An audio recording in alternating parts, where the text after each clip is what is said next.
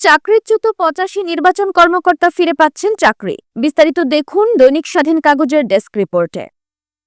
প্রায় দেড় যুগ আগে তত্ত্বাবধায়ক সরকারের আমলে চাকরিচ্যুত ৮৫ জন উপজেলা নির্বাচন কর্মকর্তাকে চাকরি ফেরত দিতে নির্দেশ দিয়েছেন আপিল বিভাগ।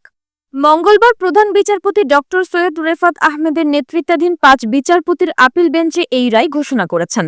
আদালতে আবেদনের পক্ষে ছিলেন জ্যেষ্ঠ আইনজীবী প্রবীর নিয়োগী ব্যারিস্টার সালাউদ্দিন দোলন, ব্যারিস্টার রুহুল কুদ্দুস কাজল। রাষ্ট্রপক্ষে শুনানি করেছেন অতিরিক্ত অ্যাটর্নি জেনারেল ব্যারিস্টার অনিক আর হক।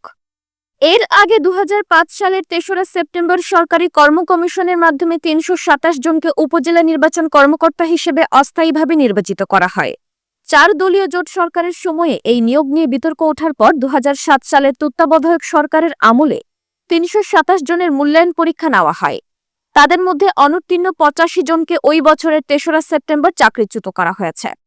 এর বিরুদ্ধে চাকরিচ্যুত প্রার্থীরা মামলা করলে ২০০৯ সালের ২৩শে মার্চ তা খারিজ করে রায় দেন প্রশাসনিক ট্রাইব্যুনাল। এর বিরুদ্ধে তারা আপিল করেছেন।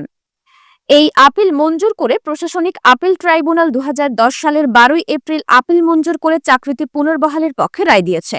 এই রায়ের বিরুদ্ধে রাষ্ট্রপক্ষ পৃথক ৪টি লিভ টু আপিল করে।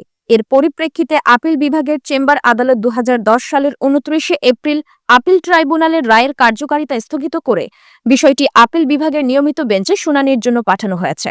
এরই ধারাবাহিকতায় ২০১১ সালে সরকার পক্ষ পৃথক আপিল করে।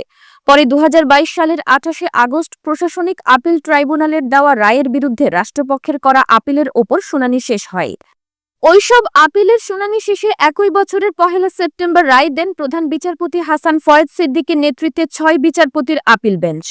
রায়ে ওই ৮৫ নির্বাচন কর্মকর্তাকে চাকরিতে পুনর্বহাল করতে প্রায় ১ যুগ আগে প্রশাসনিক আপিল ট্রাইব্যুনালের দেওয়া সিদ্ধান্ত বাতিল করেন।